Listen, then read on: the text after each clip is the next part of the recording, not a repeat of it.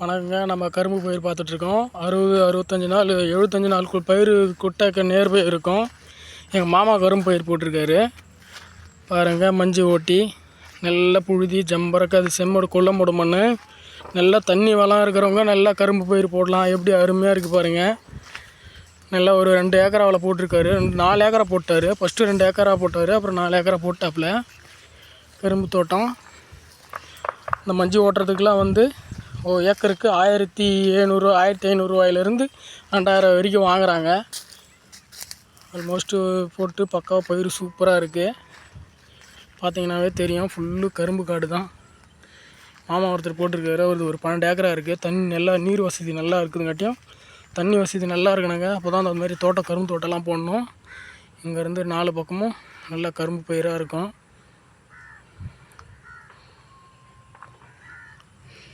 இது கரும்புலே வந்து இது வந்து ஒரு வெள்ளை கரும்பு மாதிரி இந்த கரும்பு. இதிலே சகப்பு கரும்பு இருக்குது, நாட்டு கரும்பு இருக்குது, பன்னீர் கரும்பு இருக்குது. இது வந்து டன்னேஜ் வெயிட் அதிகமாக இருக்குதுன்னு சொல்கிறாங்க. அதனால் அந்த கரும்பு போட்டிருக்காரு. நல்லா பார்த்தீங்கன்னா தெரியும். நல்லா சோகெல்லாம் பாருங்கள். இந்த சோகை வித்தியாசமாக இருக்கும். கிட்டத்தட்ட இது வந்து ஒரு 12 புல், அதாவது ஒரு அடி கணக்கு மாரி. இது வந்து நல்லா புல் அதிகமாக வந்துடுச்சுன்னா அப்போ வந்து கரும்பு வெட்டுவாங்க. வெட்டுக்கூலி வந்து 750 ரூபா 850 ரூபா இருக்குது. அப்படி டன்னேஜிக்கு பேசிப்பாங்க.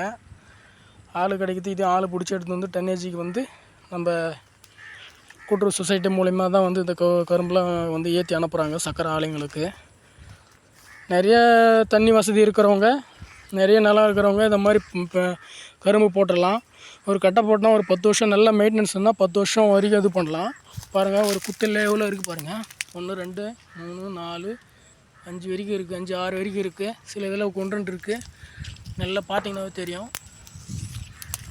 நல்லா பயிர் கழிச்சிச்சிங்கன்னா வந்து நெப்பமாக வரும். இப்போ தான் இளம் பயிருங்கிறதால பாருங்கள். இந்த பயிரில் பாருங்கள் எத்தனை கட்டை இருக்குது பாருங்கள். ஒரு கட்டை ஒரு குச்சியில் நட்டது. இப்போ நாங்களாம் கரும்பு வெட்டி புல்லாக தான் நடுவோம். சிலது வந்து இப்போ வந்து கன்று மாரி நாற்று மாரி வந்து இதில் போட்டு கொடுக்க ஆரம்பிச்சிட்டாங்க, நர்சரியில் போட்டு கொடுக்க ஆரம்பிச்சிட்டாங்க. இதெல்லாம் வந்து கரும்பு இது 2வது கட்டை நினைக்கிறேன்.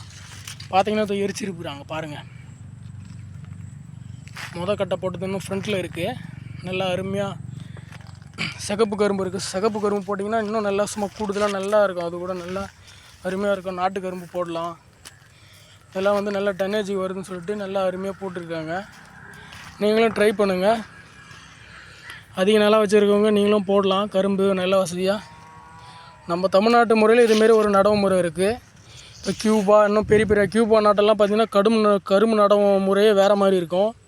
அங்கெல்லாம் சக்கரை உற்பத்தி வந்து அதிகமாக இருக்கும். கியூபா நாட்டில் பார்த்திங்கன்னா உங்களுக்கே தெரியும், நல்லா நினைக்கிறேன் தெரிஞ்சவங்களுக்கு. அவங்க வந்து குழி முறையில் நடுவாங்க. குழி மாதிரி வெட்டிட்டு குழி முறை அப்படியே கரும்பு நிறைய நடுவாங்க. புல் முறையில் நட்டு கரும்பு போடுவாங்க. நம்ம முறையில் வந்து இதை மாதிரி கால் ஓட்டிட்டு கரும்பு வந்து இடைவெளி இல்லாமல் நட்டுனே போகிறது தான் இருக்குது முறை வந்து நம்ம முறையில் வந்து.